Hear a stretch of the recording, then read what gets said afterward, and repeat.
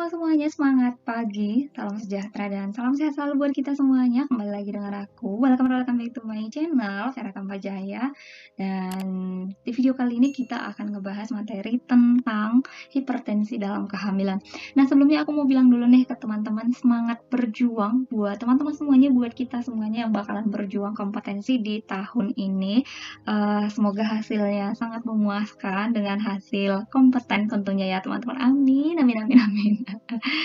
Khususnya yang mau ujian kompetensi di tahap yang pertama di bulan Maret ya teman-teman, itu sudah sangat dekat, nggak bakalan terasa tuh karena ini juga udah mau selesai juga di bulan Januari ya, nggak bakalan terasa nih.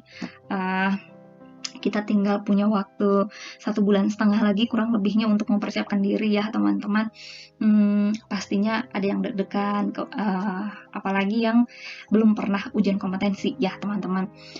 Sebelumnya sih aku udah pernah ujian kompetensi untuk D3, tapi katanya sih untuk profesi itu agak berbeda dengan D3 ya teman-teman.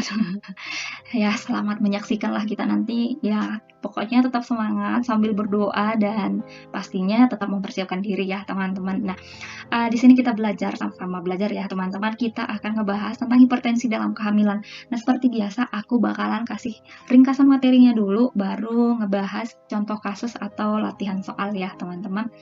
Oke, langsung aja. Apa sih yang disebut dengan hipertensi gitu ya teman-teman? Nah, hipertensi adalah di mana tekanan darah sistoliknya itu sekurang-kurangnya 140 mm Hg atau diastoliknya 90 mm Hg pada pemeriksaan berjarak 4-6 jam. Kemudian proteinurinnya juga negatif. Itu untuk hipertensi ya teman-teman. Nah, untuk hipertensi sendiri atau untuk menentukan diagnosanya sendiri, ada beberapa ya teman-teman, ada beberapa jenis hipertensi atau diagnosa untuk hipertensi ini. Ada yang disebut dengan hipertensi kronis, kemudian hipertensi gestasional, ada yang disebut dengan preeklamsia dan preeklamsia berat. Nah, dulu ini disebut dengan preeklamsia ringan, tapi sekarang sudah tidak berlaku lagi preeklamsia ringan. Ringannya ini sudah dihapus supaya kita nggak sepele sih ya teman-teman, supaya tetap memperhatikan juga ya gitu.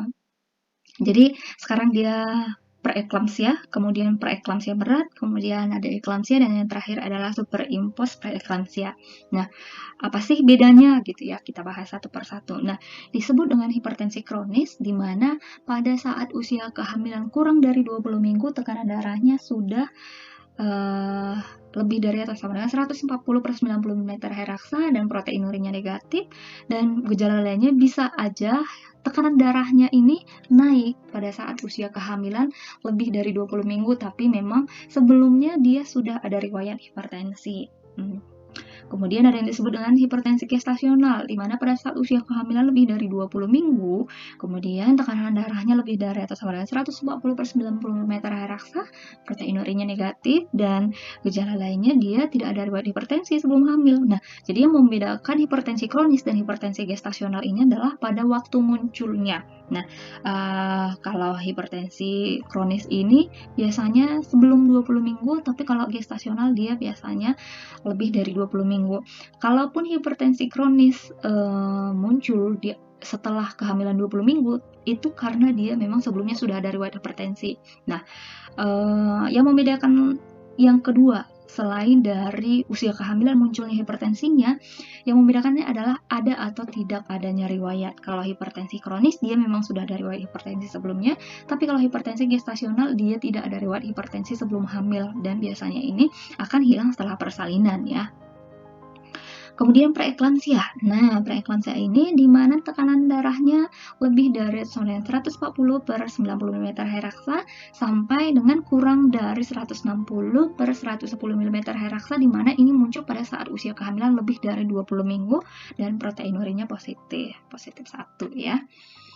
Kemudian preeklamsia berat. Nah, preeklamsia berat ini muncul pada saat usia kehamilan lebih dari 20 minggu, kemudian tekanan darahnya lebih dari atau sama dengan 160/110 mm Hg, proteinurinnya bisa positif 2 atau positif 3.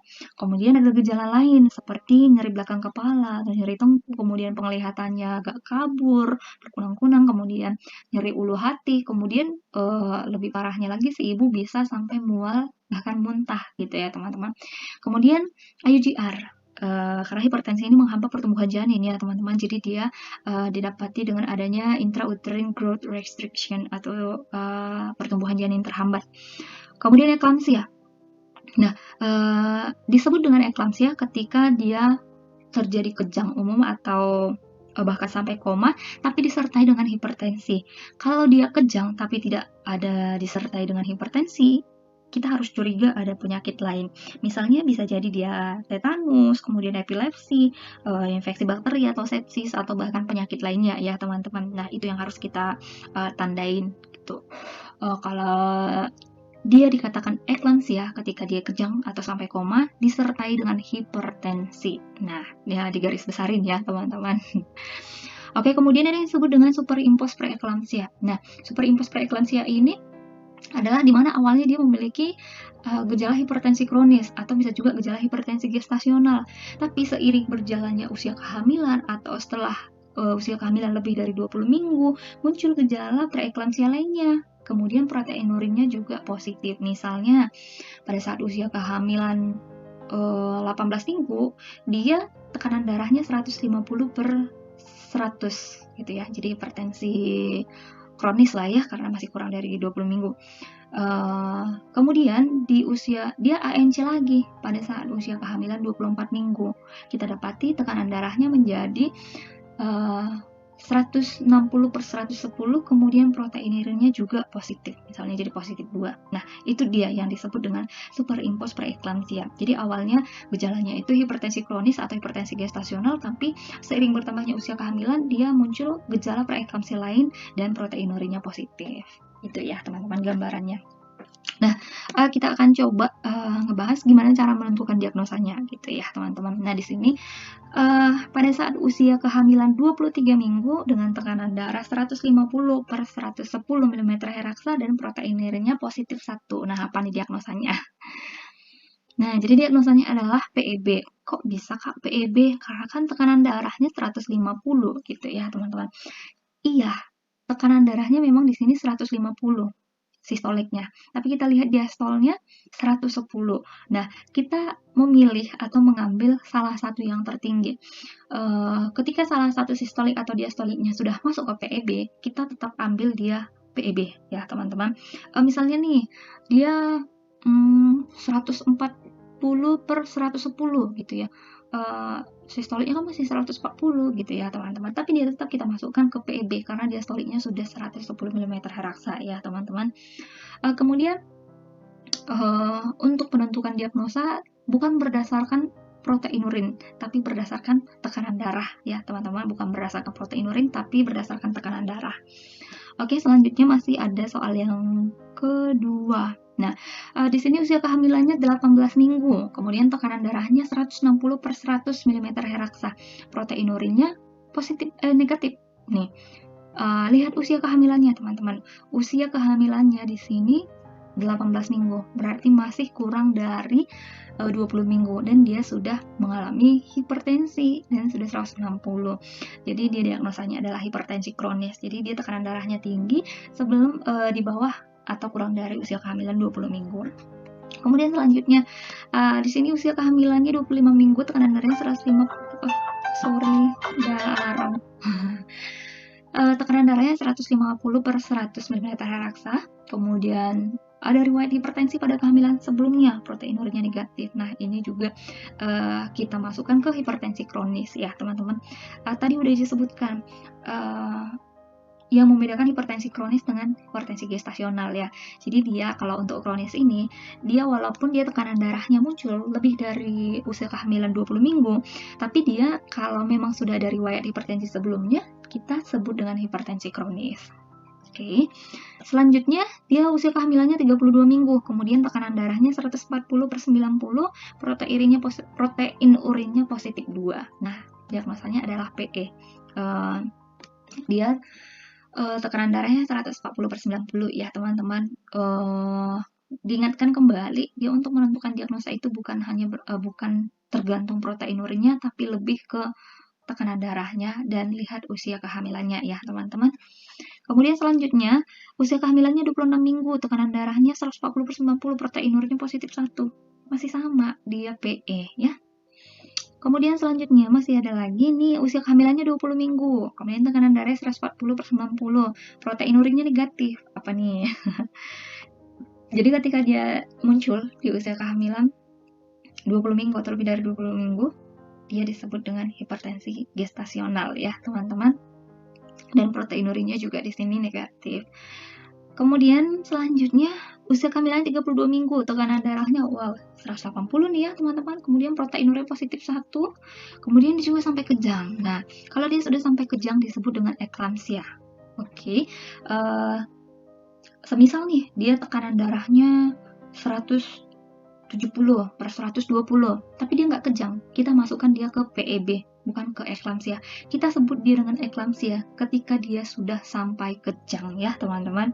Kalau nggak kejang, belum disebut dengan eklamsia. Nah, yang selanjutnya, yang terakhir, dia usia kehamilan, pada saat usia kehamilan 18 minggu, tekanan darahnya 150/100, kemudian protein urinnya negatif. Nah, di sini dia masih hipertensi kronis ini ya teman-teman, usia kehamilannya kurang dari 20 minggu. Kemudian di usia kehamilan 30 minggu tekanan darahnya naik jadi 160/110, kemudian protein urinnya juga jadi positif. Berarti ini sudah disebut dengan superimpos preeklamsia. Tadi udah disebutin ya teman-teman, dari hipertensi kronis atau bisa juga hipertensi gestasional, kemudian dia muncul lagi gejala ke hipertensi yang lebih berat gitu ya teman-teman, ke preeklamsia lainnya, dan protein urin yang positif. Jadi dia disebut dengan superimpos preeklamsia ya teman-teman. Sudah semakin paham dong ya teman-teman, ada beberapa nih yang udah ditaruh cara menentukan diagnosa. Oke, kita lanjut untuk tata laksana hipertensi dalam kehamilan ini. Jika dia masih hipertensi kronis, kemudian hipertensi gestasional, kemudian preeklamsia, ini nggak perlu kita rujuk. Masih bisa kita pantau sendiri, tapi nanti ada yang sesi kolaborasinya sih. Nah, kita anjurkan si ibu untuk tidak baring, istirahat lebih banyak, kemudian kurangi aktivitas. Selanjutnya, kita anjurkan si ibu untuk melakukan ANC lebih sering. Nah, ini kita harus pantau tekanan darah, kemudian kita cek protein urin dan kesejahteraan janinnya setiap minggu. Kemudian, ketika tekanan darahnya lebih dari atau sama dengan 160/110 mm Hg, kita harus kolaborasi dengan dokter untuk pemberian obat anti hipertensi.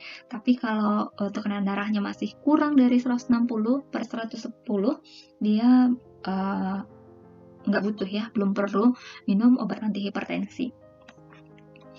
Kemudian kita berikan KIE, kita kasih tahu tanda bahaya dan gejala preeklamsia berat dan eklamsia. Kita anjurkan dia segera datang ke fasilitas kesehatan jika mungkin ada gejala yang lebih berat lagi, disertai dengan nyeri belakang kepala, penglihatannya kabur, ada nyeri ulu hati, ada mual muntah gitu ya teman, ada sindrom HELLP gitu ya. Jadi dia ada gangguan fungsi hatinya juga ya teman-teman. Bisa juga disebut dengan impending eklamsia atau HELLP gitu ya. Jadi ini sedikit lagi dia bakalan mengalami eklamsia gitu ya kalau dia sindrom HELLP ini.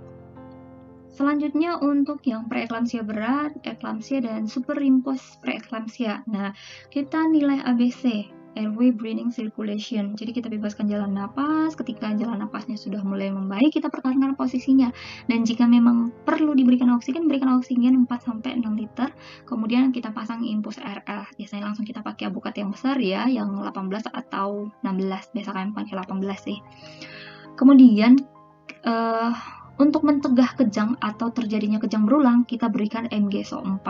Nah, MgSO4 ini bukan untuk menurunkan tensinya ya teman-teman, tapi untuk mencegah kejang, dan kalau sudah terjadi kejang, dia untuk mencegah terjadinya kejang berulang.